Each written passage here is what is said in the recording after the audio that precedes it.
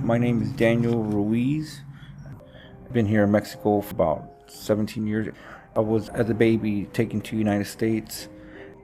Was there till 22 years old. I was raised in the United States. I felt like an American citizen. I grew up on American TV, American culture, and never thought in my head that I was not American citizen. And then got deported for marijuana charges.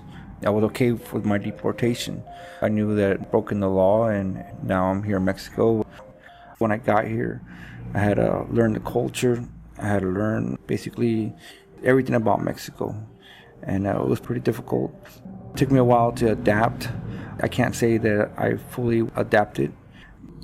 One thing that's difficult being down here, knowing that when your family's all gathered together, celebrating Thanksgiving or Christmas or any family event, and seeing the pictures, hearing them on the phone, or just knowing that they're there with your whole family and not being part of that, it's really heartbreaking, and it's something that all deported people share. We all feel the pain that we're not there with our families on special moments.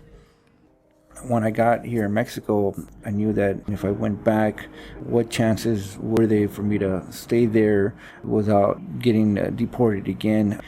For me, it was just not right, so I just decided to stay here in Mexico and just deal with it. And so I looked for good jobs, and I found them working in different areas. I worked at renting out jet skis, and it was pretty fun on the beach. And I worked in the call center business, and that's where my life took off.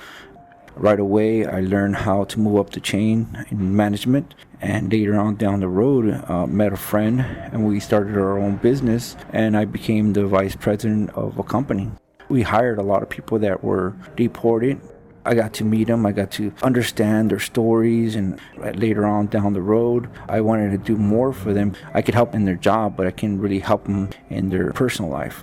One day, I was in my office, and this girl named April came in and asked to use the phone. And I wasn't really busy at the time, so I said, go ahead. She worked there before, but she was having problems. She wasn't doing too well. And I'm sitting there thinking about how many people out there would like to use the phone. So I looked outside the window, and I looked over the city and said it'd be nice if I could just put a place and have a couple phones and maybe some computers and help out people that are deported. Also, I was thinking how to get business on my own. So I left that company and I started my own business. Decided to do both, help people and run a business.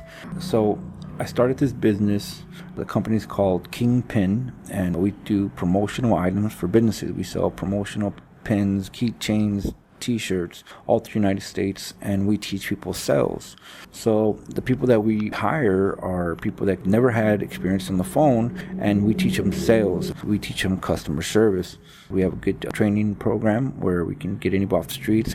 And so when we first got here to El Chaparral, around the border, we saw people in front of us that were eating off the trash cans. So we started feeding them. That's why we got the office next to the border. And we found out there was a lot of people that are deported or immigrants that are basically doing really bad around this area. So we started helping them out. We started providing a free phone. We provided a computer so they can log in and contact their family through Facebook, Messenger, or email. And we started giving free water, free food, free clothing. And also, because we have the facilities, we were doing computer classes and other activities like adult education. And basically, I figured we have the location, so why not try to use the location for more? Try to help as much as we can, not only just think about making money, but actually make a difference on people's lives. And we're trying to get other resources through other organizations like shelters, medical, psychology, to basically put an end to this suffering from being deported. So we have other services that we provide. We have a bathroom, we have lockers, because there's a lot of people are just wandering around the city with a backpack. We have showers. So we're trying to provide all the necessities a person would need to be able to get ahead in life.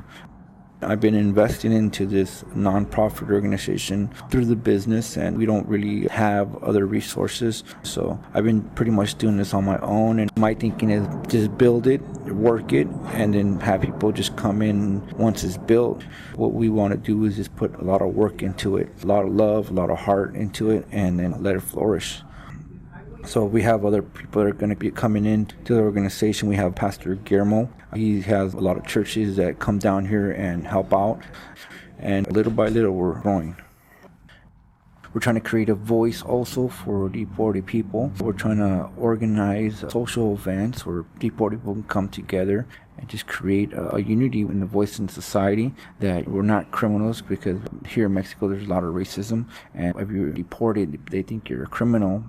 So we want to make sure we show people that we're good people and that we're just trying to make our lives here and do good and just helping each other out. The whole idea of what we're trying to do here is just help people understand we're in Mexico and we have a new opportunity, a new beginning. And the first thing you have to do is just put your feet on the ground and understand that life goes on, and just be strong and look for the future in a way that's going to be positive and it's going to help you out. It's going to help your family out. But if you're suffering, then they're going to be suffering. So the most important thing is for you to be stable and try to do your best to adapt to society and just try to be happy. Because if you're happy, then your family's going to be happy.